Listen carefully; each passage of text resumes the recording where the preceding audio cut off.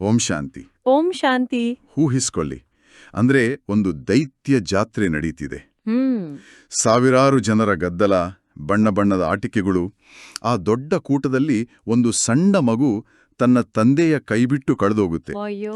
ಹೌದು, ಆ ಮಗು ಅಳುತ್ತಾ ಅನೇಕ ಕಷ್ಟಗಳನ್ನ ಎದುರಿಸಿ ಹಸಿವು ನೀರಳಕೆಯಿಂದ ಬಳಲಿ ನಡುಕ್ತಾ ಇರುತ್ತೆ. ದಿಕ್ಕುಗಾಣದೆ ತಡಕಾಡುತ್ತಿದ್ದ ಆ ಮಗುವಿಗೆ ತನ್ನನ್ನ ಹುಡುಕೊಂಡು ಬಂದ ತನ್ನ ನಿಜವಾದ ತಂದೆಯ ಮುಖ ಕಾಣುತ್ತೆ. ಆಹಾ, ಆ ಖುಷಿ. ಹೌದು, ಆಗ ಆ ಮಗುವಿಗೆ ಆಗುವ ಅತೀವ ಖುಷಿ, ಆ ಒಂದು ಸುರಕ್ಷತೆಯ ಭಾವ, ಅದನ್ನ ವರ್ಣಿಸಲು ಸಾಧ್ಯವೇ? ಖಂಡಿತ ಇಲ್ಲ. ಅದೇ ರೀತಿ ನಾವೆಲ್ಲರೂ ಆತ್ಮಗಳೆಂಬ ಮಕ್ಕಳು ಈ ಕಲಿಯುಗದ ಘೋರ ಅಂಧಕಾರದಲ್ಲಿ ಮಾಯೆಯ ಜಾತ್ರೆಯಲ್ಲಿ ದಾರಿ ತಪ್ಪಿದ್ದೆವು. ಈಗ ಪರಮಪಿತ ಪರಮಾತ್ಮನೇ ಸ್ವತಃ ನಮ್ಮನ್ನು ಹುಡುಕೊಂಡ ಬಂದಿದ್ದಾರೆ. ಹೌದು, ನಿಜಕ್ಕೂ ಬಹಳ ಸುಂದರವಾದ ಮಾತು. ಇಂದಿನ ಮುರಳಿ ಚಿಂತನೆಗೆ ನಿಮಗೆ ಸ್ವಾಗತ. ಇಂದಿನ ಮುರಳಿಯ ದಿನಾಂಕ 23/05/2026. ಸರಿ. ಮಧುರ ಮಕ್ಕಳೇ, ರಾವಣನು ನಿಮ್ಮನ್ನು ಬಹಳ ಪೀಡಿತರನ್ನಾಗಿ ಮಾಡಿದ್ದಾನೆ. ಈಗ ನೀವು ಭಕ್ತರ ರಕ್ಷಕನಾದ ಭಗವಂತನು ನಿಮ್ಮ ಪೀಡೆಯನ್ನು ದೂರ ಮಾಡಲು ಬಂದಿದ್ದಾರೆ. ನೋಡಿ, ಈ ಶೀರ್ಷಿಕೆಯಲ್ಲಿ ಅಡಗಿರುವ ರಹಸ್ಯ ಬಹಳ ಆಳವಾಗಿದೆ. ಅಂದ್ರೆ ಲೌಕಿಕ ಪ್ರಪಂಚದಲ್ಲಿ ರಾವಣ ಅಂದ್ರೆ 10 ತಲೆಗಳಿರುವ ಒಬ್ಬ ರಾಕ್ಷಸ ಅಂತ ಭಾವಿಸ್ತಾರಲ್ವಾ? ಹೌದು, ಎಲ್ಲರೂ ಹಾಗೆ ಅಂದ್ಕೊಳ್ಳೋದು. ಆದ್ರೆ ವಾಸ್ತವದಲ್ಲಿ ರಾವಣ ಅಂದ್ರೆ ದೈಹಿಕವಾಗಿ ಅಸ್ತಿತ್ವದಲ್ಲಿರುವ ಯಾವುದೇ ವ್ಯಕ್ತಿಯಲ್ಲ, ಬದಲಾಗಿ ಪ್ರತಿಯೊಬ್ಬ ಮನುಷ್ಯಾತ್ಮನೊಳಗೆ ಹೊಕ್ಕಿರುವ 5 ವಿಕಾರಗಳು. ಓಹೋ, ಅಂದ್ರೆ ಕಾಮ, ಕ್ರೋಧ, ಲೋಭ. ಹೌದು, ಕಾಮ, ಕ್ರೋಧ, ಲೋಭ, ಮೋಹ ಮತ್ತು ಅಹಂಕಾರ. ಈ 5 ವಿಕಾರಗಳೇ ನಮ್ಮನ್ನ ಜನ್ಮ ಜನ್ಮಾಂತರಗಳಿಂದ ಪೀಡಿಸಿ ದುಃಖಿಗಳನ್ನಾಗಿ ಮಾಡಿದೆ. ಖಂಡಿತ, ದೈನಂದಿನ ಜೀವನದಲ್ಲಿ ನಾವೇ ನೋಡ್ತೀವಿ. ನಿಜ.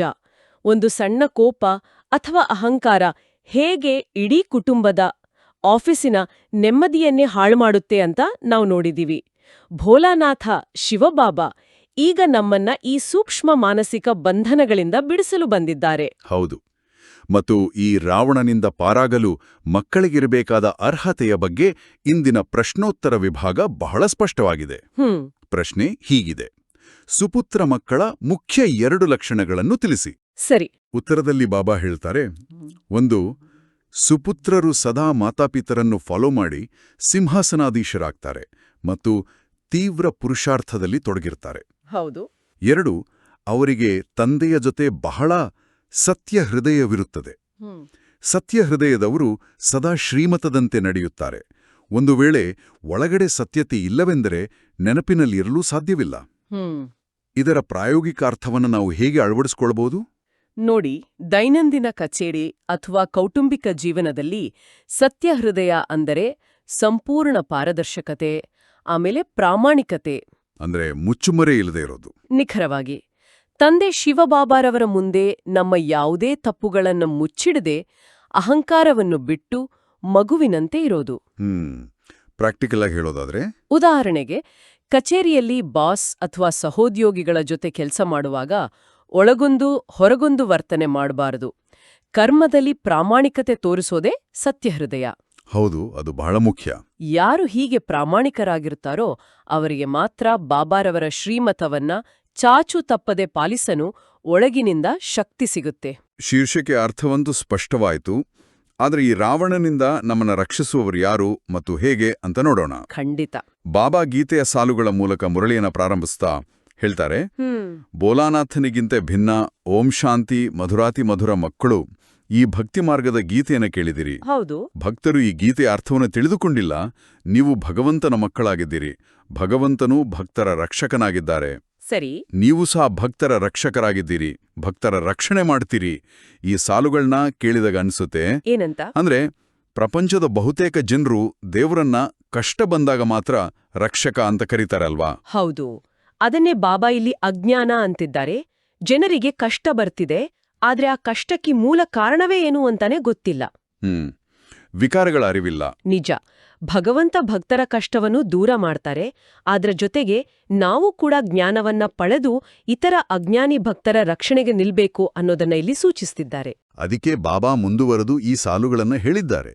ಬಾಬಾ ಹೇಳ್ತಾರೆ, ಯಾವ ಆಪತ್ತಿನ ಕಾರಣ ಭಕ್ತರು ರಕ್ಷಣೆಗಾಗಿ ಭಗವಂತನನ್ನು ಕರೆಯುತ್ತಾರೆ. ಭಕ್ತರಿಗೆ ರಾವಣನ ಬಹಳ ದುಃಖವಿದೆ. ರಾವಣ ಸಂಪ್ರದಾಯವೂ ದುಃಖದಿಂದ ಪೀಡಿತರಾಗಿದ್ದಾರೆ. ಆದ್ದರಿಂದ ಭೋಲಾನಾಥನನ್ನು ನೆನಪು ಮಾಡುತ್ತಾರೆ. ಹೌದು. ಅವರು ರಾವಣ ಸಂಪ್ರದಾಯದವರು, ಇವರು ರಾಮ ಸಂಪ್ರದಾಯದವರಾಗಿದ್ದಾರೆ. ನಮ್ಮ ರಕ್ಷಕ ಯಾರೆಂಬುದೇ ಭಕ್ತರಿಗೆ ಗೊತ್ತಿಲ್ಲ. ಅಂದ್ರೆ ಯಾರು ಯಾವ ಸಂಪ್ರದಾಯಕ್ಕೆ ಸೇರಿದ್ದಾರೆನ್ನೋ ಅರಿವೇ ಮನುಷ್ಯರಿಗಿಲ್ಲ ಎನ್ನುವುದು ಬಾಬಾರವರ ಕಾಳಜಿಯಾಗಿದೆ ಅಲ್ವಾ? ಖಂಡಿತ. ರಾವಣ ಸಂಪ್ರದಾಯ ಅಂದ್ರೆ ವಿಕಾರಗಳಿಗೆ ವಶವಾಗಿರುವ ಜೀವನ ಶೈಲಿ. ಓಕೆ. ನಾವು ಈಗ ಜ್ಞಾನ ಪಡೆದು ರಾಮ ಸಂಪ್ರದಾಯಕ್ಕೆ ಅಂದ್ರೆ ಪವಿತ್ರತೆಯ ಮಾರ್ಗಕ್ಕೆ ಬಂದಿದ್ದೀವಿ. ಪ್ರಪಂಚದಲ್ಲಿ ಜನರಿಗೆ ತಾವು ಯಾರ ಬಂಧನದಲ್ಲಿದ್ದೀವಿ ಅನ್ನೋದೇ ತಿಳಿದಿಲ್ಲ. ಹೌದು. ಈ ಬಂಧನದಿಂದ ಬಿಡಿಸುವ ಪ್ರಕ್ರಿಯೆಯನ್ನ ಬಾಬಾ ವಿವರಿಸ್ತಾರೆ. ಬಾಬಾ ಹೇಳ್ತಾರೆ, ಭೋಲಾನಾಥ ರಕ್ಷಕನಾಗಿದ್ದಾನೆ ಎಂದು ಭಲೇ ಹಾಡುತ್ತಾರೆ, ಆದರೆ ಏನು ರಕ್ಷಣೆ ಮಾಡುತ್ತಾರೆಂದು ತಿಳಿದುಕೊಂಡಿಲ್ಲ. ನೀವು ಮಕ್ಕಳು ಈಗ ತಿಳಿದುಕೊಂಡಿದ್ದೀರಿ, ಭೋಲಾನಾಥ ಶಿವತಂದೆಯೂ ಹಾಳಾಗಿರುವುದನ್ನು ಸುಧಾರಣೆ ಮಾಡುವರಾಗಿದ್ದಾರೆ. ಸರಿ. ಭಗವಂತನೇ ಯಾರಿಗೆ ಹೇಳಲಾಗುತ್ತದೆ ಎಂಬುದು ಪ್ರಪಂಚದವರಿಗೆ ತಿಳಿದಿಲ್ಲ. ಭಗವಂತನ ಬಗ್ಗೆ ತಿಳಿದಿದ್ದರೆ ಭಗವಂತನ ರಚನೆಯ ಆದಿ ಮಧ್ಯ ಅಂತ್ಯವೂ ತಿಳಿಯುತ್ತಿತ್ತು. ಹೌದು. ಆದರೆ ಭಗವಂತನನ್ನಾಗಲಿ ಅವರ ರಚನೆಯನ್ನಾಗಲಿ ತಿಳಿದುಕೊಂಡಿಲ್ಲ. ಆದ್ದರಿಂದ ಇಂತಹ ಮನುಷ್ಯ ಸಂಪ್ರದಾಯಕ್ಕೆ ಅಂಧರೆಂದು ಹೇಳಲಾಗುತ್ತದೆ. ನೋಡಿ, ಭಗವಂತ ಕೇವಲ ನಮ್ಮ ಲೌಕಿಕ ಕಷ್ಟಗಳನ್ನ ಅಂದ್ರೆ ಆರ್ಥಿಕ ತೊಂದರೆಗಳನ್ನ ತಾತ್ಕಾಲಿಕವಾಗಿ ದೂರ ಮಾಡೋದಿಲ್ಲ. ಹೌದು, ಅದು ತಾತ್ಕಾಲಿಕ ಅಷ್ಟೇ. ಬದಲಾಗಿ ಈ ಇಡೀ ಸೃಷ್ಟಿಚಕ್ರದ ಜ್ಞಾನವನ್ನ ನೀಡಿ ನಮ್ಮ ಹದಗೆಟ್ಟ ಸಂಸ್ಕಾರಗಳನ್ನ ಸದಾ ಕಾಲಕ್ಕೆ ಸುಧಾರಿಸ್ತಾರೆ. ನಮ್ಮ ನೆಚ್ಚಿನ ದಾದೀಜಿಯವರ ಜೀವನವನ್ನೇ ನೆನಪಿಸ್ಕೊಳ್ಳಿ. ಓ, ಆ ಬೇಗರಿ ಪಾಟ್ ದಿನಗಳು. ಹೌದು. ಆರಂಭದ ದಿನಗಳಲ್ಲಿ ಆ ಬೇಗರಿ ಪಾಟ್ ನಡೀತಾ ಇದ್ದಾಗ ತಿನ್ನಲು ಸರಿಯಾದ ಆಹಾರ ಇರ್ಲಿಲ್ಲ. ಇಡೀ ಪ್ರಪಂಚವೇ ವಿರೋಧಿಸ್ತಾ ಇತ್ತು. ಆದ್ರೂ ಅವ್ರ ಹಿಂದೆ ಸರಿಯಿಲ್ಲ. ಖಂಡಿತ ಇಲ್ಲ. ದಾದೀಜಿಯವರು ಅಚಲ ಶ್ರದ್ಧೆಯಿಂದ ಮುಗುಳು ನಗುತ್ತಲೇ ಎಲ್ಲವನ್ನೂ ಎದುರಿಸಿದ್ರು. ಯಾಕೆಂದ್ರೆ ಅವರಿಗೆ ತಂದೆ ಯಾರು, ಆತನ ರಚನೆ ಏನು ಅನ್ನೋ ಸಂಪೂರ್ಣ ಜ್ಞಾನ ಇತ್ತು. ಇದು ಅಂಧಕಾರವನ್ನ ದಾಟುವ ವಾಸ್ತವಿಕ ಉದಾಹರಣೆ. ಈಗ ನಮ್ಗೆ ರಕ್ಷಕ ಯಾರು ಅಂತ ಗೊತ್ತಾಯ್ತು. ಆದ್ರೆ ಆ ನಿರಾಕಾರ ರಕ್ಷಕ ಬಂದು ನಮ್ಮನ್ನ ಹೇಗೆ ದತ್ತು ಪಡಿತಾರೆ? ಅದೊಂದು ಸುಂದರ ಪ್ರಕ್ರಿಯೆ. ಹೌದು. ಆ ಪ್ರಕ್ರಿಯೆಯ ಬಗ್ಗೆ ಬಾಬಾ ಮುಂದಿನ ಸಾಲುಗಳಲ್ಲಿ ಬಹಳ ಸುಂದರವಾಗಿ ಹೇಳ್ತಾರೆ. ಹೇಳಿ. ಬಾಬಾ ಹೇಳ್ತಾರೆ, ಇನ್ನೊಂದು ಕಡೆ ನೀವು ಇದ್ದೀರಿ, ನಿಮ್ಗೆ ದಿವ್ಯ ದೃಷ್ಟಿ ಸಿಕ್ಕಿದೆ. ಈಗ ನಿಮ್ಮ ಹೆಸರೇ ಆಗಿದೆ ಬ್ರಹ್ಮಾಕುಮಾರ ಕುಮಾರಿಯರು. ಹೌದು. ಬ್ರಹ್ಮಾಕುಮಾರಿ ಈಶ್ವರೀಯ ವಿಶ್ವವಿದ್ಯಾಲಯವೆಂದು ಬೋರ್ಡಿನ ಮೇಲೆ ಹೆಸರಿದೆ. ಕೇವಲ ಬ್ರಹ್ಮಾಕುಮಾರ ಕುಮಾರಿಯರೇ ಇರಲು ಸಾಧ್ಯವಿಲ್ಲ. ಪ್ರಜಾಪಿತ ಬ್ರಹ್ಮನೂ ಇದ್ದಾರಲ್ವೇ? ತಂದೆಯ ಬಳಿ ಕನ್ಯೆಯರು ಮತ್ತು ಕುಮಾರರು ಇಬ್ಬರೂ ಇರ್ತಾರೆ. ಪ್ರಜಾಪಿತ ಬ್ರಹ್ಮನಿಗೆ ಇಷ್ಟೊಂದು ಮಂದಿ ಮಕ್ಕಳಿರಲು ಸಾಧ್ಯ. ಸರಿ. ಅಂದಾಗ ಇವರು ಬೇಹದ್ದಿನ ಪಿತನಾಗಿದ್ದಾರೆಂದು ತಿಳಿದುಕೊಳ್ಳಬೇಕು. ಇಲ್ಲಿ ಭಗವಂತನಿಗೆ ನೇರವಾಗಿ ಯಾಕೆ ಜ್ಞಾನ ನೀಡಲು ಸಾಧ್ಯವಿಲ್ಲ ಅನ್ನೋದು ಸ್ಪಷ್ಟವಾಗ್ತಿದೆ. ಹೌದು. ನಿರಾಕಾರ ಶಿವಬಾಬಾ ನೇರವಾಗಿ ಬಂದು ಜ್ಞಾನ ನೀಡಲು ಸಾಧ್ಯವಿಲ್ಲ. ಯಾಕಂದ್ರೆ ಮನುಷ್ಯರಿಗೆ ಕೇಳಲು ಅರ್ಥ ಮಾಡಿಕೊಳ್ಳಲು ಒಂದು ಸಾಕಾರ ಮಾಧ್ಯಮ ಬೇಕು. ಅದೇ ಪ್ರಜಾಪಿತ ಬ್ರಹ್ಮ. ಹೌದು. ಇದು ಕೇವಲ ಒಂದು ಸಂಸ್ಥೆಯಲ್ಲ, ಇದೊಂದು ಅತಿದೊಡ್ಡ ಈಶ್ವರೀಯ ಕುಟುಂಬ. ಈ ಹೊಸ ರಚನೆಯ ರಹಸ್ಯವನ್ನ ಬಾಬಾ ಮತ್ತಷ್ಟು ಬಿಡಿಸಿ ಹೇಳ್ತಾರೆ. ಬಾಬಾ ಹೇಳ್ತಾರೆ, ಇದನ್ನು ತಿಳ್ಕೊಂಡಿದ್ದೀರಿ, ಬ್ರಹ್ಮ ವಿಷ್ಣು ಶಂಕರನನ್ನು ರಚಿಸುವರು ತಂದೆಯಾಗಿದ್ದಾರೆ. ಅವರಿಗೆ ನಿರಾಕಾರನೆಂದು ಹೇಳಲಾಗುತ್ತದೆ. ಇವರು ಬೇಹದ್ದಿನ ತಂದೆಯಾದರು. ಪರಮಪಿತ ಪರಮಾತ್ಮನು ಬ್ರಹ್ಮರವರ ಮೂಲಕ ರಚನೆಯನ್ನು ರಚಿಸ್ತಾರೆ. ಎಲ್ಲವೂ ಇವರ ರಚನೆಯಾಗಿದೆ. ಸರಿ. ಎಲ್ಲಾ ಮನುಷ್ಯ ಮಾತ್ರರು ವಾಸ್ತವದಲ್ಲಿ ಶಿವವಂಶೀಯರಾಗಿದ್ದಾರೆ. ನೀವೀಗ ಬಂದು ಪ್ರಜಾಪಿತ ಬ್ರಹ್ಮನ ಸಂತಾನರಾಗಿದ್ದೀರಿ. ಇದು ಹೊಸ ರಚನೆಯಾಗಿದೆ. ಹೌದು. ಪರಮಪಿತ ಪರಮಾತ್ಮನು ಬ್ರಹ್ಮನು ಮೂಲಕ ರಚನೆಯನ್ನು ರಚಿಸ್ತಾರೆ. ಆದ್ದರಿಂದ ನಿಮಗೆ ಬ್ರಹ್ಮಕುಮಾರ ಕುಮಾರಿಯರೆಂದು ಹೇಳಲಾಗುತ್ತದೆ. ನಾವೆಲ್ಲರೂ ಮೂಲತಃ ಶಿವವಂಶಿ ಆತ್ಮಗಳೇ. ಆದರೆ ಸಾಕಾರ ಪ್ರಪಂಚದಲ್ಲಿ ಪ್ರಜಾಪಿತ ಬ್ರಹ್ಮನ ಮೂಲಕ ಜ್ಞಾನವನ್ನ ಕೇಳಿ ಹೊಸ ಜನ್ಮ ಪಡೆದ ಬ್ರಾಹ್ಮಣರಾಗಿದ್ದೀವಿ. ಬ್ರಹ್ಮ ಬಾಬಾರವರ ಪ್ರಾಯೋಗಿಕ ಜೀವನವನ್ನೇ ನೋಡಿ. ಹೌದು. ಲೌಕಿಕದಲ್ಲಿ ಅವರು ಬಹಳ ದೊಡ್ಡ ವ್ಯಾಪಾರಿ. ಲೌಕಿಕದಲ್ಲಿ ಒಬ್ಬ ಅತಿದೊಡ್ಡ ವಜ್ರದ ವ್ಯಾಪಾರಿಯಾಗಿದ್ರು. ಅವರು ಪರಮಾತ್ಮನ ಆದೇಶದಂತೆ ತಮ್ಮ ಸರ್ವಸ್ವವನ್ನು ತ್ಯಾಗ ಮಾಡಿದ್ರು. ಎಲ್ಲವನ್ನೂ ಬಿಟ್ರು. ಕೇವಲ ತ್ಯಾಗವಲ್ಲ, ಸಾವಿರಾರು ಕನ್ಯೆಯರು ಮತ್ತು ಕುಮಾರರನ್ನ ತಮ್ಮ ಸ್ವಂತ ಮಕ್ಕಳಂತೆ ದತ್ತು ಪಡೆದು ಅತೀವ ಪ್ರೀತಿಯಿಂದ ಆಧ್ಯಾತ್ಮಿಕ ಪಾಲನೆ ನೀಡಿದ್ರು. ಖಂಡಿತ. ಒಂದು ಸಣ್ಣ ಕುಟುಂಬವನ್ನ ನಿಭಾಯಿಸದೆ ಇಷ್ಟು ಕಷ್ಟ ಇರುವಾಗ. ನಿಜ. ಬ್ರಹ್ಮಬಾಬಾ ಯಾವತ್ತೂ ಆಯಾಸಗೊಳ್ಳದೆ ಪ್ರತಿಯೊಬ್ಬರಿಗೂ ತಾಯಿಯ ಪ್ರೀತಿ ಮತ್ತು ತಂದೆಯ ಮಾರ್ಗದರ್ಶನ ನೀಡಿದ್ರು. ಬಾಬಾ ಹೇಳ್ತಾರೆ, ಇಷ್ಟೊಂದು ಮಂದಿ ಬೆಹದ್ದಿನ ಮಕ್ಕಳಿದ್ದಾರೆ ಅಂದಮೇಲೆ ಅವಶ್ಯವಾಗಿ ಬೆಹದ್ದಿನ ಆಸ್ತಿಯನ್ನ ತೆಗೆದುಕೊಳ್ಳುವರು. ಹ್ಮ್ ಮಕ್ಕಳಿಗೆ ತಿಳಿದಿದೆ, ನಾವು ಬ್ರಹ್ಮಕುಮಾರ ಕುಮಾರಿಯರನ್ನು ಶಿವತಂದೆಯು ದತ್ತು ಮಾಡಿಕೊಂಡಿದ್ದಾರೆ. ಶಿವತಂದೆಯು ತಿಳಿಸ್ತಾರೆ, ನೀವು ನನ್ನ ಮಕ್ಕಳಾಗಿದ್ದೀರಿ, ಹೌದು. ನೀವು ಆತ್ಮರೂ ನಿರಾಕಾರಿಯಾಗಿದ್ದೀರಿ. ಆದರೆ ಜ್ಞಾನವಂತೂ ಸಾಕಾರದಲ್ಲಿ ಬೇಕಲ್ವೇ? ಸರಿ.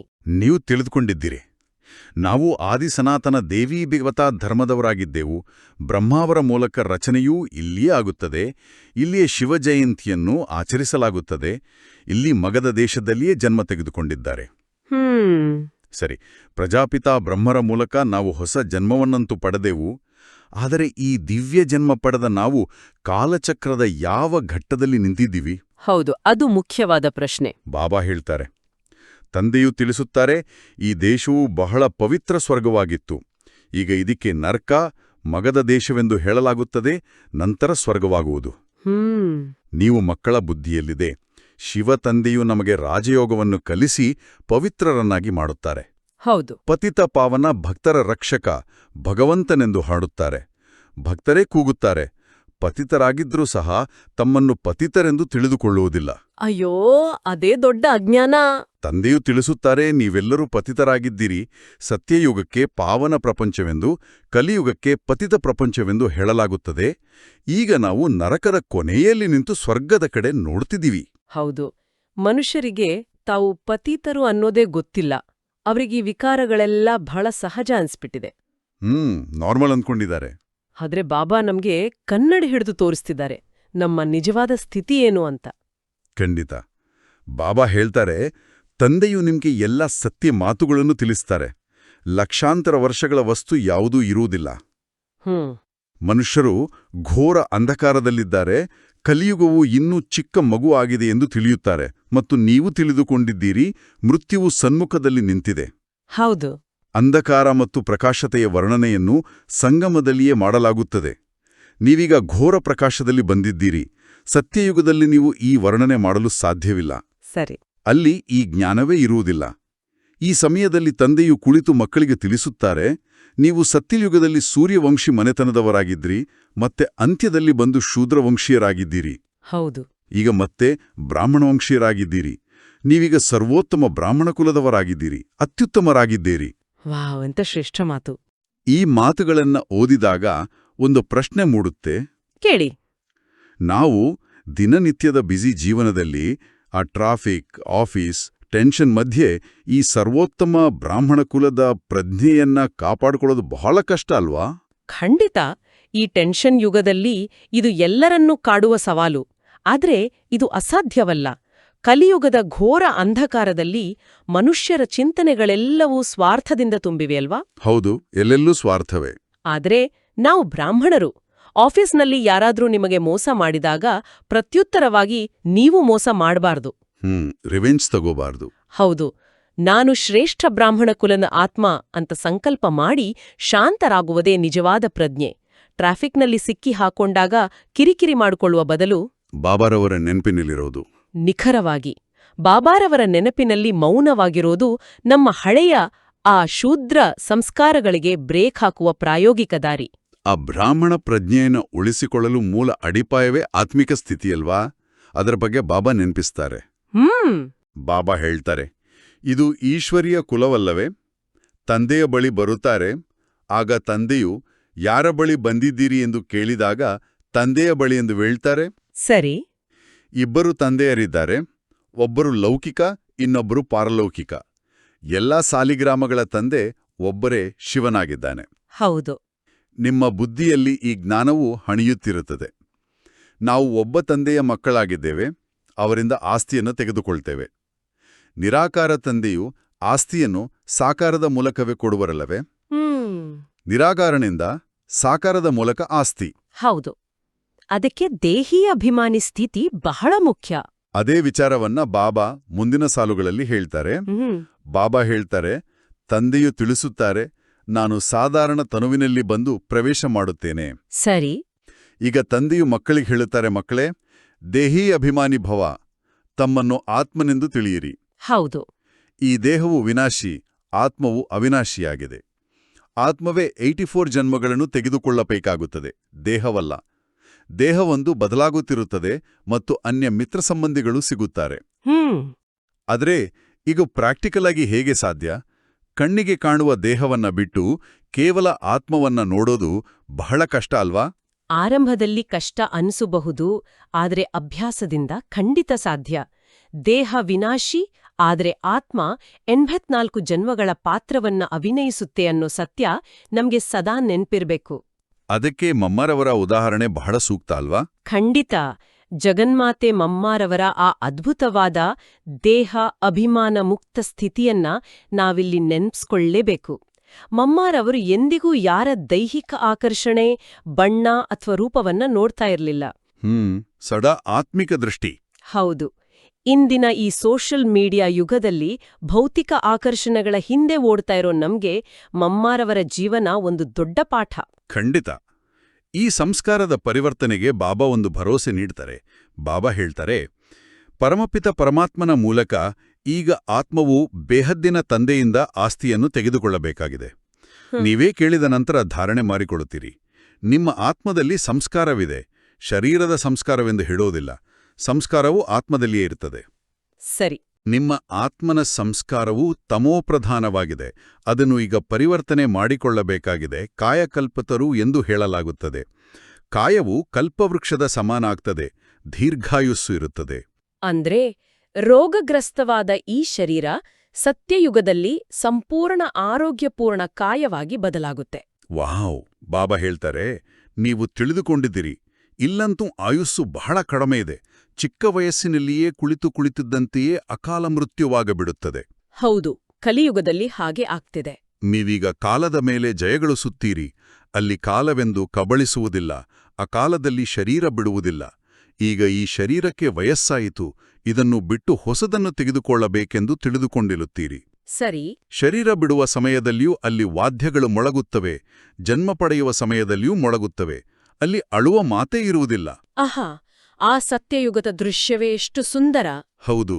ಇದಾದ ನಂತರ ಬಾಬಾ ಒಂದು ಸುಂದರವಾದ ಉದಾಹರಣೆ ನೀಡ್ತಾರೆ. ಬಾಬಾ ಹೇಳ್ತಾರೆ, ನಿಮಗೆ ಭ್ರಮರಿಯ ಉದಾಹರಣೆಯನ್ನೂ ತಿಳಿಸಲಾಗುತ್ತದೆ. ನೀವು ಬ್ರಾಹ್ಮಣಿಯರಾಗಿದ್ದೀರಿ. ಭ್ರಮರಿಯೂ ಮತ್ತು ಭ್ರಮರಿಯ ರಾಶಿಯೂ ಹೋಲ್ತದೆ. ಯಾವ ಕೆಲಸವನ್ನ ಭ್ರಮರಿ ಮಾಡ್ತದೆಯೋ ಅದನ್ನೇ ನೀವು ಮಾಡ್ತೀರಿ. ಅದ್ಭುತವಲ್ವೇ? ಖಂಡಿತ. ಇಲ್ಲಿ ಭ್ರಮರಿಯ ಉದಾಹರಣೆ ಯಾಕೆಷ್ಟು ವಿಶೇಷ ಅಂದ್ರೆ, ಆ ಮಣ್ಣಿನ ಹುಳುವಿಗೆ ತಾನೇನು ಆಗಲಿದ್ದೀನಿ ಅನ್ನೋ ಅರಿವೇ ಇರೋದಿಲ್ಲ. ಹೌದು. ಭ್ರಮರಿಯ ಆ ನಿರಂತರ ಝೇಂಕಾರ ಆ ಹುಳುವಿನ ಗಮನವನ್ನ ಸೆಳೆದು ಅದರೊಳಗೆ ಪ್ರಜ್ಞೆಯನ್ನ ಜಾಗೃತಗೊಳಿಸ್ತೆ. ಹೌದಲ್ವಾ? ಹೌದು. ಅದು ಹೇಗ್ ಕೆಲಸ ಮಾಡ್ತದೆ? ನಿಖರವಾಗಿ ಹೇಳಿದ್ರಿ. ಹುಳುವಿಗೆ ತನ್ನ ಅಸ್ತಿತ್ವದ ಬಗ್ಗೆಯೇ ಗೊಂದಲ ಇರುತ್ತೆ. ಭ್ರಮರಿಯ ಝೇಂಕಾರ ಅಂದ್ರೆ ನಾವಿಲ್ಲಿ ಜ್ಞಾನದ ವೈಬ್ರೇಷನ್ ಅಂತ ಅರ್ಥ ಮಾಡ್ಕೊಳ್ಬೇಕು. ಕೇವಲ ಮಾತುಗಳಲ್ಲ. ಹೌದು. ನಾವು ಅಜ್ಞಾನಿ ಆತ್ಮಗಳಿಗೆ ಬಾಯಿಂದ ಕೇವಲ ಭಾಷಣ ಮಾಡೋದಲ್ಲ, ಬದಲಾಗಿ ನಮ್ಮ ಶಾಂತಿ ಮತ್ತು ಪ್ರೀತಿಯ ನಡವಳಿಕೆಯಿಂದ ಆ ಈಶ್ವರೀಯ ಜ್ಞಾನದ ಝೇಂಕಾರವನ್ನ ಸೂಕ್ಷ್ಮವಾಗಿ ನೀಡಬೇಕು.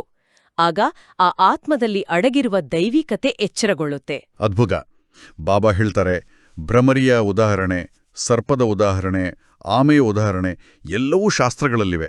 ಸನ್ಯಾಸಿಗಳೂ ಸಹ ಈ ಉದಾಹರಣೆ ತಿಳಿಸ್ತಾರೆ. ಹೌದು. ಈ ಸಮಯದಲ್ಲಿಯೇ ತಂದೆಯು ಈ ತನುವಿನಲ್ಲಿ ಬರ್ತಾರೆ. ಈ ಬ್ರಹ್ಮ ಅವರಿಗೆ ಭಗವಂತನೆಂದು ಹೇಳಲಾಗುವುದಿಲ್ಲ. ಸರಿ. ಅದಂತೂ ಅಂಧಶ್ರದ್ಧೆ ಆಗ್ತದೆ. ಇಂಥ ಮನುಷ್ಯರು ಇದ್ದಾರೆ. ರಾಮನನ್ನು ಕೃಷ್ಣನನ್ನು ಭಗವಂತನೆಂದು ತಿಳಿಯುತ್ತಾರೆ. ಕೃಷ್ಣನಿಗೂ ರಾಮನಿಗೂ ಸರ್ವವ್ಯಾಪಿ ಎಂದು ಹೇಳ್ಬಿಡ್ತಾರೆ. ಭಗವಂತ ಸರ್ವವ್ಯಾಪಿ ಅನ್ನೋದು ಬಹಳ ದೊಡ್ಡ ಅಂಧಶ್ರದ್ಧೆ ಅಲ್ವಾ? ಹೌದು. ಭಗವಂತ ಸರ್ವವ್ಯಾಪಿ ಅನ್ನೋದು ಭಕ್ತಿ ಮಾರ್ಗದ ಅತಿದೊಡ್ಡ ಅಜ್ಞಾನ. ಇದನ್ನ ತರ್ಕಬದ್ಧವಾಗಿ ಆಲೋಚಿಸಿದರೆ ಭಗವಂತ ಕಣಕಣದಲ್ಲಿದ್ದರೆ ಕಲ್ಲು ಮುಳ್ಳು ಚರಂಡಿಯಲ್ಲೂ ಇರ್ಬೇಕಲ್ವಾ? ಖಂಡಿತ. ಅದು ಲಾಜಿಕಲ್ ಅಲ್ಲ. ಮತ್ತು ಎಲ್ಲರಲ್ಲೂ ಭಗವಂತನಿದ್ದರೆ ನಾವೇಕೆ ದುಃಖ ಪಡಬೇಕು? ಆದ್ದರಿಂದ ಭಗವಂತ ಪರಮಧಾಮದ ನಿವಾಸಿ ಅನ್ನೋದೇ ಸತ್ಯ. ಬಾಬಾ ಹೇಳ್ತಾರೆ, ಕೆಲವರು ಕೃಷ್ಣ ಪಂಥದವರು, ಕೆಲವರು ರಾಧೆಯ ಪಂಥದವರು ಇರ್ತಾರೆ. ರಾಧೆಯ ಪಂಥದವರು ಎಲ್ಲಿ ನೋಡಿದ್ರಲ್ಲಿ ರಾಧೆಯೇ ರಾಧೆ ಎಂದು ಹೇಳ್ತಾರೆ. ಹೌದು. ಕೃಷ್ಣ ಪಂಥದವರು ಎಲ್ಲಾ ಕರೆಯೂ ಕೃಷ್ಣನೇ ಕೃಷ್ಣನಿದ್ದಾನೆಂದು, ರಾಮ ಪಂಥದವರು ರಾಮನೇ ರಾಮನೆಂದು ಹೇಳುತ್ತಾರೆ. ರಾಮನು ಕೃಷ್ಣನಿಗಿಂತ ದೊಡ್ಡವನೆಂದು ತಿಳಿಯುತ್ತಾರೆ. ಏಕೆಂದರೆ ರಾಮನನ್ನು ತ್ರೇತಾಯುಗದಲ್ಲಿಯೂ ಕೃಷ್ಣನನ್ನು ದ್ವಾಪರಯುಗಕ್ಕೆ ತೆಗೆದುಕೊಂಡು ಹೋಗಿದ್ದಾರೆ. ಸರಿ. ಎಷ್ಟೊಂದು ಅಜ್ಞಾನವಿದೆ. ಈಗ ತನ್ನೆಯೂ ನೀವು ಮಕ್ಕಳಿಗೆ ತಿಳಿಸುತ್ತಿದ್ದಾರೆ. ಎಷ್ಟೊಂದು ಮಂದಿ ಬ್ರಹ್ಮಕುಮಾರ ಕುಮಾರಿಯರಿದ್ದಾರೆಂದರೆ ಅವಶ್ಯವಾಗಿ ಬೇಹದ್ದಿನ ತಂದೆಯೂ ಇರುವರು. ಹೌದು. ನೀವು ಯಾರೊಂದಿಗಾದರೂ ಕೇಳಿರಿ, ಪ್ರಜಾಪಿತ ಬ್ರಹ್ಮನ ಹೆಸರನ್ನು ಎಂದಾದ್ರೂ ಕೇಳಿದ್ದೀರಾ? ಪ್ರಪಂಚಕ್ಕೆ ಪ್ರಜಾಪಿತ ಬ್ರಹ್ಮನ ಪರಿಚಯವೇ ಇಲ್ಲ ನೋಡಿ. ಹೌದು, ಯಾರಿಗೂ ಗೊತ್ತಿಲ್ಲ. ದೇವತೆಗಳನ್ನೂ ಭಗವಂತ ಅಂತ ಪೂಜಿಸ್ತಾರೆ, ಆದ್ರೆ ದೇವತೆಗಳಿಗೂ ಆಸ್ತಿ ಕೊಟ್ಟವ್ರ್ಯಾರು ಅನ್ನೋದು ಸಂಪೂರ್ಣ ಅಜ್ಞಾತವಾಗಿದೆ. ಆ ಆಸ್ತಿಯ ಬಗ್ಗೆ ಬಾಬಾ ಮುಂದುವರೆದು ಹೇಳ್ತಾರೆ. ಬಾಬಾ ಹೇಳುತ್ತಾರೆ, ತಂದೆಯು ಸ್ವರ್ಗದ ಹೊಸ ರಚನೆಯನ್ನು ರಚಿಸಿದ್ದಾರೆ. ಬ್ರಹ್ಮ ಅವರ ಮೂಲಕ ಬ್ರಾಹ್ಮಣರೆಂದು ಗಾಯನವಿದೆ. ಎಲ್ಲಿಯವರೆಗೆ ನೀವೆಲ್ಲ ಬ್ರಾಹ್ಮಣರು ಬ್ರಹ್ಮ ಮುಖವಂಶಾವಳಿ ಆಗೋದಿಲ್ಲವೋ ಅಲ್ಲಿಯವರೆಗೆ ತಾತನಿಂದ ಆಸ್ತಿಯನ್ನು ತೆಗೆದುಕೊಳ್ಳಲು ಸಾಧ್ಯವಿಲ್ಲ. ಹೌದು, ಅದು ರೂಲ್. ಬೇಹದ್ದಿನ ಮಕ್ಕಳು ಬೇಹದ್ದಿನ ಆಸ್ತಿಯನ್ನು ತಂದೆಯದಲೇ ತೆಗೆದುಕೊಳ್ಳುತ್ತೀರಿ, ಅವಶ್ಯವಾಗಿ ತೆಗೆದುಕೊಂಡಿದ್ದೀರಿ. ಸ್ವರ್ಗವಾಸಿಗಳಾಗಿದ್ದೀರಿ, ಈಗ ನರಕವಾಸಿಗಳಾಗಿ ಬಿಟ್ಟಿದ್ದೀರಿ. ಈಗ ಪುನಃ ಪ್ರಜಾಪಿತ ಬ್ರಹ್ಮರವರ ಮೂಲಕ ಪರಮಪಿತ ಪರಮಾತ್ಮನು ವಿಷ್ಣುಪುರಿ ಸ್ವರ್ಗವನ್ನು ರಚಿಸುತ್ತಿದ್ದಾರೆ. ಎಷ್ಟೊಂದು ಸಹಜವಾಗಿದೆ. ಸರಿ. ಶಿವತಂದೆಯು ಕೇಳುತ್ತಾರೆ, ಮೊದಲು ನಿಮಗೆ ಈ ಜ್ಞಾನವಿತ್ತೆ? ಇವರ ಆತ್ಮವೂ ಅಂದ್ರೆ ಬ್ರಹ್ಮರವರ ಆತ್ಮವೂ ಹೇಳುತ್ತದೆ, ನನ್ನಲ್ಲಿಯೂ ಈ ಜ್ಞಾನವಿರಲಿಲ್ಲ. ನಾನೂ ಸಹ ವಿಷ್ಣುವಿನ ಪೂಜಾರಿಯಾಗಿದ್ದೇನು. ನೋಡಿ, ಬ್ರಹ್ಮ ಬಾಬಾವರೇ ಒಪ್ಕೊಳ್ತಾರೆ ತಾವು ಕೂಡ ಪೂಜಾರಿಯಾಗಿದ್ದೆ ಅಂತ. ಹೌದು, ಎಷ್ಟೊಂದು ನಿರಹಂಕಾರ. ಬಾಬಾ ಹೇಳುತ್ತಾರೆ, ನಾನು ಪೂಜ್ಯನಾಗಿದ್ದೇನು, ಈಗ ಬಂದು ಪೂಜಾರಿಯಾಗಿದ್ದೇನೆ. ಈಗ ಪುನಃ ತಂದೆಯು ಬಂದು ಪೂಜಾರಿಯಿಂದ ಪೂಜ್ಯ ದೇವತೆಯನ್ನಾಗಿ ಮಾಡುತ್ತಿದ್ದಾರೆ. ನೀವು ಮಕ್ಕಳಿಗೆ ಆಂತರ್ಯದಲ್ಲಿ ಖುಷಿಯಿರಬೇಕು. ಪರಮಪಿತ ಪರಮಾತ್ಮನು ಬಂದು ನಮ್ಮನ್ನು ದತ್ತು ಮಾಡಿಕೊಂಡಿದ್ದಾರೆ. ಮನುಷ್ಯರು ಮನುಷ್ಯರನ್ನು ದತ್ತು ಮಾಡಿಕೊಳ್ಳುತ್ತಾರಲ್ಲವೇ? ಹೌದು. ಯಾರಿಗೆ ತಮ್ಮ ಮಕ್ಕಳಿರೋದಿಲ್ಲವೋ ಅವರು ದತ್ತು ಮಾಡಿಕೊಳ್ಳುತ್ತಾರಲ್ಲವೇ? ಇಂತಹವರು ಅನೇಕರಿದ್ದಾರೆ. ಸರಿ. ಈಗ ತಂದೆಗೆ ತಿಳಿದಿದೆ, ನನ್ನ ಮಕ್ಕಳೆಲ್ಲರೂ ರಾವಣನಿಗೆ ವಶವಾಗಿ ಬಿಟ್ಟಿದ್ದಾರೆ. ಆದ್ರಿಂದ ನಾನು ಬಂದು ಪುನಃ ದತ್ತು ತೆಗೆದುಕೊಳ್ಳಬೇಕಾಗುತ್ತದೆ. ಬ್ರಹ್ಮರವರ ಮೂಲಕ ತನ್ನ ಮಕ್ಕಳನ್ನು ದತ್ತು ಮಾಡಿಕೊಳ್ಳುತ್ತಾರೆ. ಭಗವಂತನೇ ನಮ್ಮನ್ನ ದತ್ತು ಪಡೆದಿದ್ದಾರೆ ಅಂದಮೇಲೆ ಆ ಖುಷಿ ಎಷ್ಟು ಅಪಾರವಾಗಿರ್ಬೇಕು ಅಲ್ವಾ? ಖಂಡಿತ, ಅದೊಂದು ಅದ್ಭುತ ಫೀಲಿಂಗ್. ಬಾಬಾ ಹೇಳ್ತಾರೆ, ಇದು ಎಷ್ಟು ಅದ್ಭುತವಾಗಿದೆ. ಶಿವತಂದೆಯು ನಮ್ಮನ್ನು ಬ್ರಹ್ಮರವರ ಮೂಲಕ ದತ್ತು ಮಾಡಿಕೊಂಡಿದ್ದಾರೆ ಎಂದು ನೀವೇ ತಿಳಿದುಕೊಂಡಿದ್ದೀರಿ. ತಂದೆಯು ತಿಳಿಸ್ತಾರೆ, ನಾನು ನಿಮಗೆ ಬೇಹದ್ದಿನ ಸುಖದ ಆಸ್ತಿಯನ್ನು ಕೊಡುವುದಕ್ಕಾಗಿ ನೀವು ಮಕ್ಕಳನ್ನು ದತ್ತು ಮಾಡಿಕೊಂಡಿದ್ದೇನೆ. ಈ ಬ್ರಹ್ಮರವರಂತೂ ಆಸ್ತಿಯನ್ನು ಕೊಡಲು ಸಾಧ್ಯವಿಲ್ಲ. ಸರಿ. ಈ ಪ್ರಜಾಪಿತ ಬ್ರಹ್ಮನು ಮನುಷ್ಯನಲ್ಲವೇ? ಮನುಷ್ಯರು ಈ ಜ್ಞಾನವನ್ನು ಕೊಡುವುದಿಲ್ಲ. ಜ್ಞಾನಸಾಗರ ನಿರಾಕಾರ ಪರಮಪಿತ ಪರಮಾತ್ಮನೇ ಕುಳಿತು ಈ ಜ್ಞಾನವನ್ನು ಕೊಡುತ್ತಾರೆ. ಹೌದು. ಬ್ರಹ್ಮನಿಗಾಗಲಿ ವಿಷ್ಣುವಿಗಾಗಲಿ ಜ್ಞಾನಸಾಗರನೆಂದು ಹೇಳಲಾಗುವುದಿಲ್ಲ. ಈ ಮೂವರ ಮಹಿಮೆಯೂ ಭಿನ್ನವಾಗಿದೆ. ಜ್ಞಾನಸಾಗರ ಪತಿತಪಾವನನು ಒಬ್ಬರೇ ತಂದೆಯಾಗಿದ್ದಾರೆ. ಇಡೀ ಪ್ರಪಂಚದ ಮನುಷ್ಯ ಮಾತ್ರರು ಅವರನ್ನು ಕರೆಯುತ್ತಾರೆ. ಮತ್ತು ಬಾಬಾ ನಮ್ಮನ್ನ ಹೇಗೆ ರಕ್ಷಿಸ್ತಾರೆ ಅನ್ನೋದಕ್ಕೆ ಇಂಗ್ಲಿಷ್ ಪದವನ್ನು ಬಳಸಿದ್ದಾರೆ. ಹೌದಾ? ಹೌದು.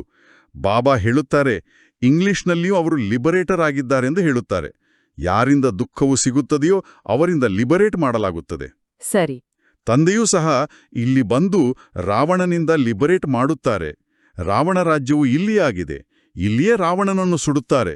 ಸುಟ್ಟು ಮತ್ತೆ ಹೇಳುತ್ತಾರೆ, ಚಿನ್ನದ ಲಂಕೆಯನ್ನು ಲೂಟಿ ಮಾಡಲು ಹೋಗುತ್ತೇವೆ. ಅವರಿಗೆ ಏನೂ ತಿಳಿದಿಲ್ಲ. ರಾವಣನೆಂದರೆ ಏನು, ಯಾವಾಗಿನಿಂದ ಶತ್ರುವಾಗಿದ್ದಾನೆಂಬುದನ್ನು ತಿಳಿದುಕೊಂಡಿಲ್ಲ. ಹೌದು. ಬಾಬಾ ನಮ್ಮನ್ನ ಲಿಬರೇಟ್ ಮಾಡ್ತಾರೆ ಅಂದ್ರೆ ಈ 5 ವಿಕಾರಗಳಿಂದ ಮುಕ್ತಗೊಳಿಸ್ತಾರೆ. ಬಾಬಾ ಹೇಳುತ್ತಾರೆ, ರಾಮನ ಸೀತೆಯ ಅಪಹರಣವಾಯಿತು ಎಂದು ತಿಳಿಯುತ್ತಾರೆ. ಆದರೆ ನಾವೆಲ್ಲರೂ ಸೀತೆಯರಾಗಿದ್ದೇವೆ. ನಾವು ರಾವಣನ ಬಂಧನದಲ್ಲಿ ಸಿಲುಕಿದ್ದೇವೆಂದು ತಿಳಿದುಕೊಳ್ಳುವುದಿಲ್ಲ. ಈ ಜ್ಞಾನವು ಯಾರಲ್ಲಿಯೂ ಇಲ್ಲ. ಕುಳಿತು ಕಥೆಗಳನ್ನು ತಿಳಿಸುತ್ತಾರೆ. ಶಿವತಂದೆಯು ಹೇಳುತ್ತಾರೆ, ನಾನು ದೂರದೇಶದ ನಿವಾಸಿ, ಈ ಪರದೇಶದಲ್ಲಿ ಬಂದಿದ್ದೇನೆ. ಸರಿ. ಇದು ಪತಿತ ಹಳೆಯ ಪ್ರಪಂಚವಲ್ಲವೇ? ಇದು ರಾವಣನ ಪ್ರಪಂಚವಾಗಿದೆ. ಹೇ ತಂದೆಯೇ, ಬಂದು ನಾವು ಪತಿತರಾಗಿಬಿಟ್ಟೇವೆ ಎಂದು ಕರೆಯುತ್ತಾರೆ. ಹೌದು.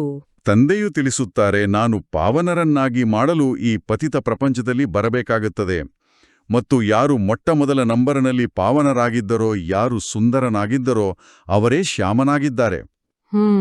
ಅವರ ತನುವಿನಲ್ಲಿಯೇ ಬರುತ್ತೇನೆ. ಎಷ್ಟು ಅದ್ಭುತ ಮಾತುಗಳಾಗಿವೆ. ಕೃಷ್ಣನಿಗೆ ಶ್ಯಾಮಸುಂದರನೆಂದು ಹೇಳುತ್ತಾರೆ. ಇದು ಯಾರಿಗೂ ತಿಳಿದಿಲ್ಲ. ಒಬ್ಬ ಕೃಷ್ಣನಿಗೆ ಸರ್ಪವೂ ಕಚ್ಚಿತ್ತೆ. ಸತ್ಯಯುಗದಲ್ಲಿ ಸರ್ಪ ಇತ್ಯಾದಿಗಳಿರುತ್ತವೆಯೇ? ನೋಡಿ, ಬಾಬಾ ಇಲ್ಲಿ ಶ್ಯಾಮಸುಂದರನ ವಾಸ್ತವಿಕ ಅರ್ಥವನ್ನ ಬಹಳ ಅದ್ಭುತವಾಗಿ ಬಿಡಿಸಿಟ್ಟಿದ್ದಾರೆ. ಹೌದು, ಅದೊಂದು ದೊಡ್ಡ ರಹಸ್ಯ. ಸತ್ಯಯುಗದಲ್ಲಿ ಶ್ರೀಕೃಷ್ಣನ ಆತ್ಮವು ಅತ್ಯಂತ ಪಾವನವಾಗಿ ಸುಂದರವಾಗಿರುತ್ತದೆ. ಅದೇ ಆತ್ಮ 84 ಜನ್ಮಗಳನ್ನ ತೆಗೆದುಕೊಂಡು ಕಲಿಯುಗದ ಅಂತ್ಯದಲ್ಲಿ ವಿಕಾರಗಳಿಗೆ ತುತ್ತಾಗುತ್ತೆ. ಅಂದ್ರೆ ಆ ಸರ್ಪ ಕಚ್ಚುವುದು ಅಂದ್ರೆ 5 ವಿಕಾರಗಳ ವಿಷ. ಅದಕ್ಕೆ ತುತ್ತಾಗಿ ಶ್ಯಾಮ ಅಂದ್ರೆ ಕಪ್ಪು ಅಥವಾ ಪತಿತವಾಗುತ್ತೆ.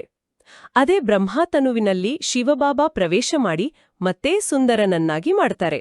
ಅರ್ಥವಾಯಿತು. ಮುರಳಿಯ ಅಂತಿಮ ಸಾಲುಗಳಲ್ಲಿ ಬಾಬಾ ಆಸ್ತಿಯ ಬಗ್ಗೆ ಹೇಳ್ತಾರೆ. ಬಾಬಾ ಹೇಳ್ತಾರೆ, ತಂದೆಯೂ ತಿಳಿಸುತ್ತಾರೆ, ಈ ಅಂತಿಮ ಜನ್ಮದಲ್ಲಿ ನನ್ನ ಕಾರಣ ಪವಿತ್ರರಾಗಿ ಆಗ ಪವಿತ್ರ ಪ್ರಪಂಚದ ಮಾಲೀಕರಾಗುವಿರಿ. ಕೇವಲ ನನ್ನನ್ನು ನೆನಪು ಮಾಡಿ ಮತ್ತು ಪವಿತ್ರರಾಗಿರಿ. ಹೌದು.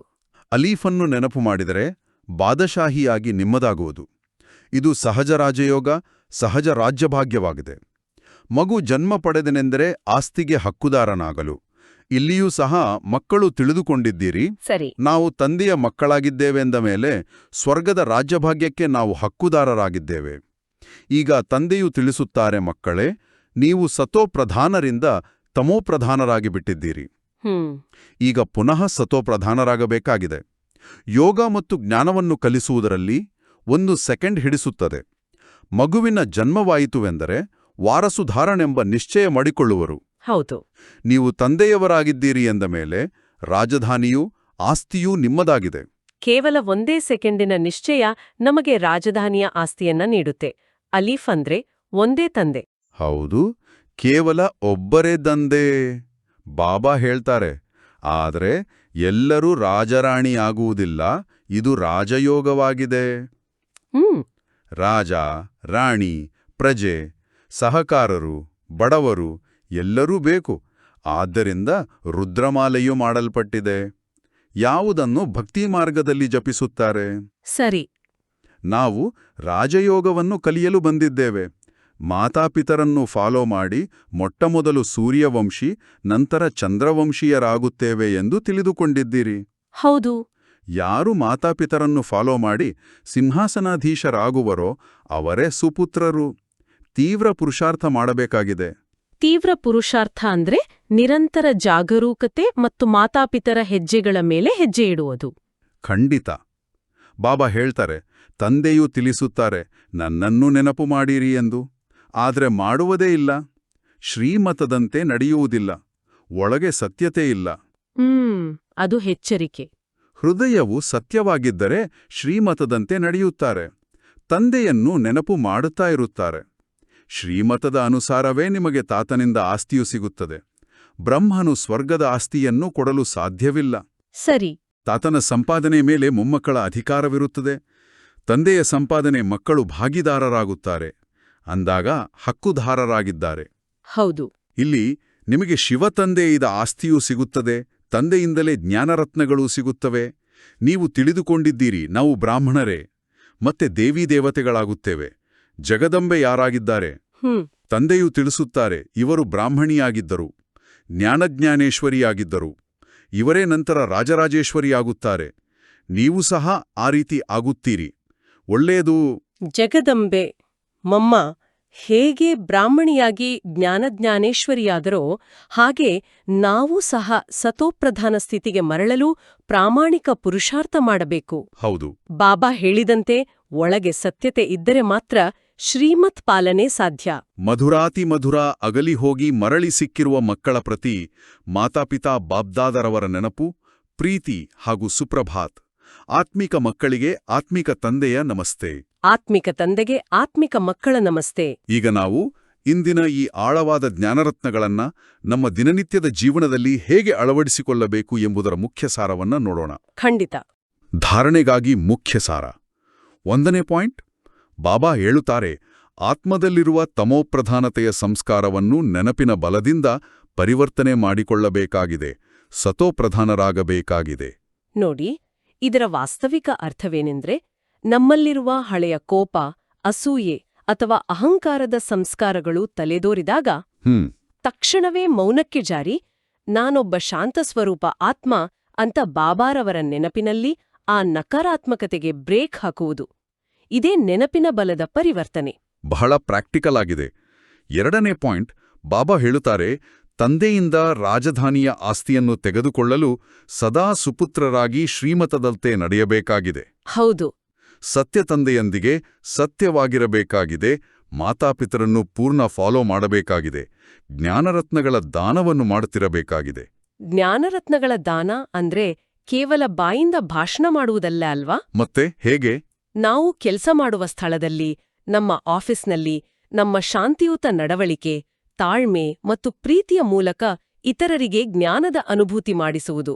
ಖಂಡಿತ ನಮ್ಮ ಕರ್ಮಗಳೇ ಭಾಷಣವಾಗಬೇಕು. ಇಂದಿನ ವರದಾನ ತಮ್ಮ ಪರಿವರ್ತನೆಯ ಮೂಲಕ ನಿರಂತರ ವಿಜಯದ ಅನುಭೂತಿ ಮಾಡುವಂತಹ ಸತ್ಯ ಸೇವಾಧಾರಿ ಭವ.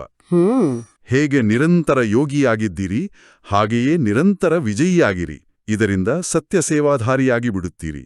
ಏಕೆಂದರೆ ವಿಜಯೀ ಆತ್ಮನು ಯಾವಾಗ ಪ್ರತಿಯೊಂದು ಸಂಕಲ್ಪ, ಪ್ರತಿ ಹೆಜ್ಜೆಯಲ್ಲಿ ವಿಜಯದ ಅನುಭವ ಮಾಡುತ್ತಾರೆ, ಸರಿ, ಆ ಪರಿವರ್ತನೆಯನ್ನೋಡುತ್ತಾ ಸ್ವತಃವಾಗಿ ಅನೇಕ ಆತ್ಮರುಗಳ ಸೇವೆಯಾಗುವುದು.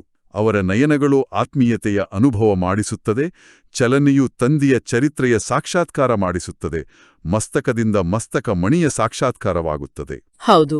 ಈ ರೀತಿ ತಮ್ಮ ಅವ್ಯಕ್ತ ಚೆಹರೆಯಿಂದ ಸೇವೆ ಮಾಡುವಂತಹ ವಿಶೇಷ ಆತ್ಮನನ್ನೇ ಸತ್ಯ ಸೇವಾಧಾರಿ ಎಂದು ಹೇಳಲಾಗುತ್ತದೆ. ನಿಜವಾದ ಸೇವೆ ಅಂದ್ರೆ ನಮ್ಮ ಮುಖದಲ್ಲಿರುವ ಪ್ರಶಾಂತತೆ, ನಮ್ಮ ಕಣ್ಣುಗಳಲ್ಲಿರುವ ದಿವ್ಯತೆ ಮತ್ತು ನಮ್ಮ ಪ್ರತಿಯೊಂದು ಕರ್ಮದಲ್ಲಿ ಬಾಬಾರವರ ಚರಿತ್ರೆಯ ಸಾಕ್ಷಾತ್ಕಾರವಾಗಬೇಕು. ಯಾರು ಸದಾ ಯೋಗಿಯಾಗಿರ್ತಾರೋ ಅವರೇ ಪ್ರತಿಯೊಂದು ಸವಾಲನ್ನ ಗೆದ್ದು ನಿರಂತರ ವಿಜಯಿಯಾಗ್ತಾರೆ. ಹಿಂದಿನ ಸ್ಲೋಗನ್ ವಿಶೇಷತೆಗಳು ಅಥವಾ ಗುಣವು ದಾತನ ಕೊಡುಗೆಯಾಗಿದೆ, ದಾತನನ್ನು ನೋಡಿ ವ್ಯಕ್ತಿಯನ್ನಲ್ಲ.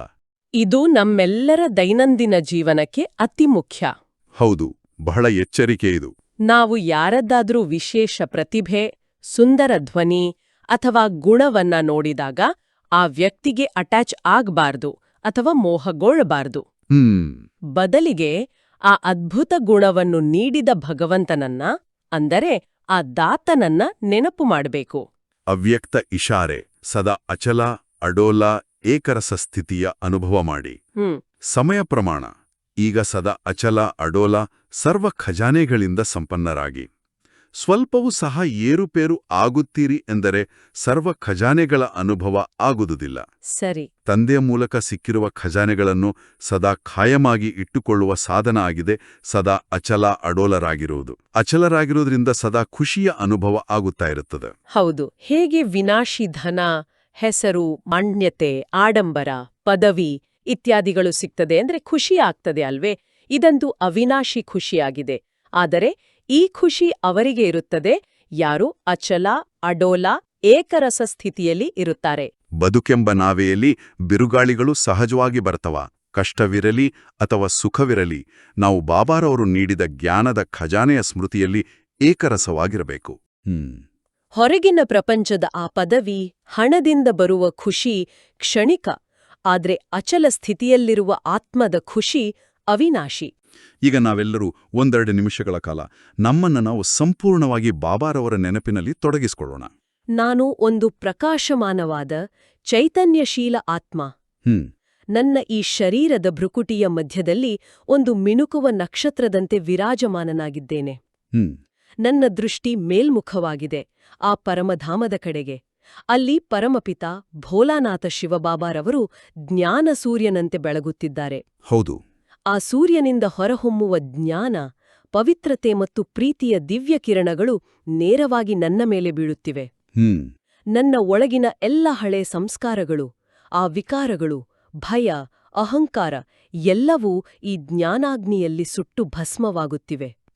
ನಾನು ಸಂಪೂರ್ಣವಾಗಿ ಪಾವನನಾಗುತ್ತಿದ್ದೇನೆ. ನಾನು ಮಾಸ್ಟರ್ ಸರ್ವಶಕ್ತಿವಾನ್. ಬಾಬಾರವರ ಆ ಛತ್ರಛಾಯೆಯಲ್ಲಿ ನಾನು ಸಂಪೂರ್ಣ ಸುರಕ್ಷಿತನಾಗಿದ್ದೇನೆ. ಓಂ ಶಾಂತಿ. ಇಂದು ಇಡೀ ದಿನ ನಾವೊಂದು ವಿಶೇಷ ಅಭ್ಯಾಸ ಮಾಡೋಣ. ನಾವು ಆ ಭ್ರಮರಿಯಂತೆ ಆಗೋಣ. ಇಂದು ನಾವು ಭೇಟಿಯಾಗುವ ಪ್ರತಿಯೊಬ್ಬ ವ್ಯಕ್ತಿಯಲ್ಲೂ ಕೇವಲ ಗುಣಗಳನ್ನು ಮಾತ್ರ ನೋಡೋಣ. ಹೌದು, ದೋಷಗಳನ್ನಲ್ಲ. ಅವರಲ್ಲಿರುವ ದೋಷಗಳನ್ನ ಕಡೆಗಣಿಸಿ ಅವರಿಗೆ ಗುಣಗಳನ್ನ ನೀಡುವ ಮತ್ತು ಪ್ರತಿಯೊಬ್ಬರನ್ನು ಕೇವಲ ಆತ್ಮಿಕ ದೃಷ್ಟಿಯಿಂದ ನೋಡುವ ಸತತ ಅಭ್ಯಾಸ ಮಾಡೋಣ. ಖಂಡಿತ. ಮಧುರ ಮಧುರ ಮಕ್ಕಳೇ, ಇಂದಿನ ಈ ಅಮೂಲ್ಯವಾದ ಜ್ಞಾನರತ್ನಗಳನ್ನ ಸದಾ ನಿಮ್ಮ ಬುದ್ಧಿಯಲ್ಲಿ ಇಟ್ಟುಕೊಳ್ಳಿ. ಬಾಬಾರವರ ಪ್ರೀತಿಯ ನೆನಪಿನಲ್ಲಿ ನಿಮ್ಮ ಪ್ರತಿ ಹೆಜ್ಜೆಯೂ ವಿಜಯಶಾಲಿಯಾಗಿರಲಿ. ನಿಮ್ಮ ಆಂತರಿಕ ಖುಷಿ ಎಂದಿಗೂ ಕಡಿಮೆಯಾಗದಿರಲಿ. ಓಂ ಶಾಂತಿ. ಲೈಕ್, ಶೇರ್, ಫಾರ್ವರ್ಡ್ ಮಾಡಿ. ನಾಳೆ ಮತ್ತೆ ಹೊಸ ಬಾಬಾರ ಮುರಳಿಯನ್ನ ಕೇಳೋಣ. ಓಂ ಶಾಂತಿ.